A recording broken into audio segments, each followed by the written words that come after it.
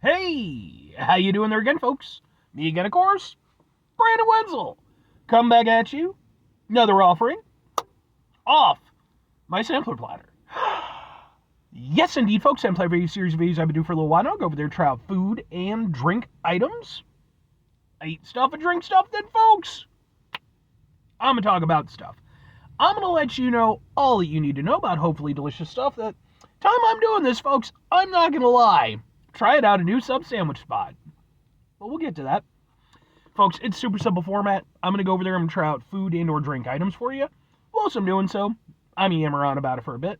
Whilst I'm doing all that, I'm inside my truck. And whilst I'm doing all that, folks, I'm wearing a super cool shirt. Folks, when I wear super cool shirts, I always like to highlight the super cool shirt. What super cool shirt am I wearing for you today, though? Happens to be my Seven Dust shirt, featuring the lead singer. He's all screaming and badass and stuff. I've worn this shirt on numerous occasions as far as doing these reviews is concerned. And yeah, I mean, if you're unfamiliar with the band Seven Dust, they're a metal band that's been around actually quite a while. I think since like the early-ish 90s, something like that. At the very least, the mid-90s. Um, they've always sort of been like just slightly below that like top tier of like the new metal bands era, where you had like Korn and Limp Bizkit and Linkin Park and what have you. Like they never managed to quite get to that level. But they are like one of those bands that like everybody pretty much loves. Like I don't know that I've ever met anybody who fucking had shit to say about Seven Dust. Like they're just a great band. I've been fortunate enough, I've seen them live a couple of times. I actually got to see them in, was it last year or the year before? I don't remember. But they were on tour with Static X, and I got to see them perform live. I actually got some videos of said performances. They're on the channel, just in case maybe you want to check them out. If nothing else, I'd be more than happy to kind of point you in the right direction as far as their music goes, because they're a fucking incredible band. But anyway, what am I trying for you today, folks? What are we doing here? New sub sandwich place, eh? So yes, indeed, folks. For those of you who don't know, I review sub sandwiches as kind of a crucial part of my channel at this point. It's sort of a specialty thing I aim for. And I'm always looking for new places, and sometimes I overlook stuff that's been there forever. And that's kind of what it seems like with this place, because I've certainly been in the area and I just never saw this place. What is said place? It happens to be, boom, Joey C's Deli. Yeah, so I've been meaning to get to this place for a couple months ever since I knew that it was a thing. Figured, what the hell, let's do it. But what sub sandwich am I reviewing from Joey C's? Well, whenever I try a new sub sandwich place, I always like to start with, boom, the humble Italian. But real quick here, because this is a sub sandwich review, I'd have to preface it with three things real quick. Number one, for over 3 years now, I've been going on sub sandwich adventures. And what that means is I've been going out to basically every place that sells sub sandwiches, be they chain locations, delis, Walmart, what have you. I've been trying out sub sandwiches. I've been reviewing them. I've been posting them on my YouTube channel. But I'm such a nice guy, I don't just post them to my YouTube channel. I actually have an entire playlist called Subs for Subs, and that's where number 2 comes into play. Because I go over there, I post up all my sub sandwiches in that spot. The time I'm doing this, I have over 100 sub sandwich reviews in there. And that's where number 3 comes into play. Because maybe that's not enough. Maybe you're greedy. Maybe you want more sub sandwich review and goodness. All you have to do, folks, is wait until Sunday. Why? Because Sunday is SUBday. Sunday is the day that I go over there and I upload my sub sandwich reviews. I have not missed a Sunday in many a year now. But anyway, let's go ahead and let's check this out. Oh, and their Italian consists of mortadella, capicola, Genova salami, provolone cheese, and Italian dressing. I do so love an Italian sub, and it's always like a great benchmark for me. Like, if you can do an Italian right, I have faith in you. It was kind of a weird spot, though. Like, and I don't mean like in a bad way, but like, it was less a deli and more like sort of a bar and gaming lounge. And then, yeah, it's got a little bit of an odd vibe. Okay, that's not bad looking at all. Come on now, let's get a thing for a thing. We'll go, let's give it a shot.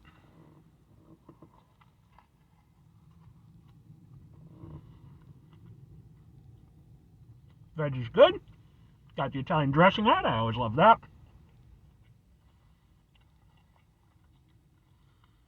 Meats taste good.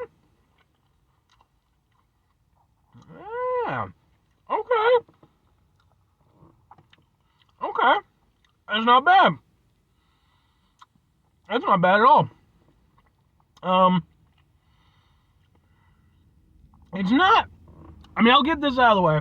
It's not the best Italian sub I've ever had, but it is a good Italian sub. The best Italian subs do two things. One, every single element is just exploding with delicious flavor. And this, I wouldn't say is exploding. It's good flavor. I want, not trying to say otherwise. But it does feel a little bit muted from, again, some of those, best experiences that I've personally had. The other thing that a really good Italian sub does, that this almost does, is that when you get, the perfect ingredients and, in the right proportions, it kind of just becomes one flavor. It sort of just homogenizes into one Italian sub sandwich flavor. This almost gets there. It's about 75% of the way. And I think that, again, that kind of comes down to, again, just the ingredients not quite having that hit that I'm looking for. I think if they did, it would have achieved that, that perfect cohesion that I so love.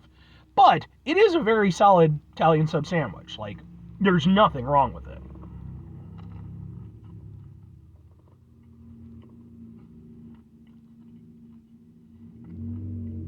But yeah. I will say, I like the Italian dressing that they're using.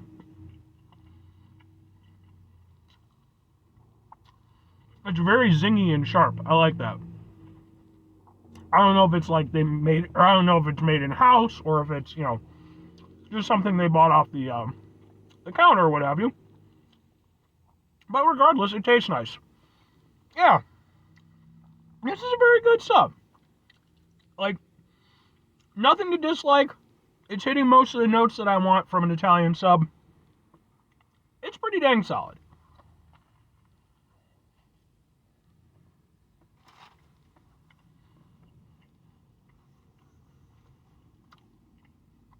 I will certainly eat the rest of it gleefully.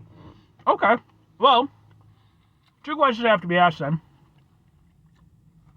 Would I get it again? Would I recommend it?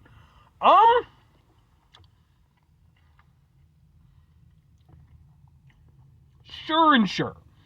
I'm not going to go over there and as much... Oh, by the way, aside from my subs for subs playlist, this review is also going to end up on my Eating Out Illinois playlist, which is a playlist for just local spots. So, yeah, I mean, I wish I could go over there, especially that first bite, man. When I first started chomping into it, I was really, really excited because I was getting the flavors I wanted. Texture was nice, everything. But it crescendoed, it peaked just, just short of what I personally would have liked from, a really, really good Italian sub. But it's still tasty, and, I don't have any problems with it. The only issue that I would run into for myself if I were going to get an Italian sub is that the area that I live in has a lot of really good, delis and sub places. This one, at least for their Italian sub, wouldn't be a go-to for me. It's a good sub. If I was in the area and I really wanted a sub, I'd maybe stop in and grab one. But it's a solid B. There's nothing wrong with it. It's doing what it needs to do. You can be a little proud of it, but it could do better. That's how I'm looking at this sub. Because it's tasty. Everything's there. Just a little bit more effort, and it would be in that A range, and it'd be really, really something great. If I'm recommending it, I mean, yeah.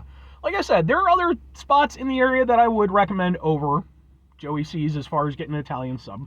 But at the same time, similar to what I was talking about with myself, if you happen to be in the area, and they seem like a cool spot, So if you're local to that spot and, you're thinking, hey, maybe I'd like an Italian sub sandwich for myself. You could do way worse. You could do a little bit better, but you could do way worse. So it's not a resounding recommendation, but it's still a recommendation. They put together a good sandwich. So 5 things before I get out of here. Have yourself a great rest of your day, spectacular rest of your week, monumental rest of your month, stupendous rest of your year. Folks, go over there yourselves are truly Italian sub sandwich-tastic rest of your life. Because, folks, Italian sub sandwich, it's a thing of beauty. Final 2 things. Number 1, try to bring some positivity into the world. It's not always possible. It is, however, always appreciated. But what you do if you can't do it all the time, I know I can't do it all the time. Here's what you're going to do, folks. You're going to try not to be an asshole. Now, folks, it's not always the easiest thing in the world to not be an asshole. Trust me.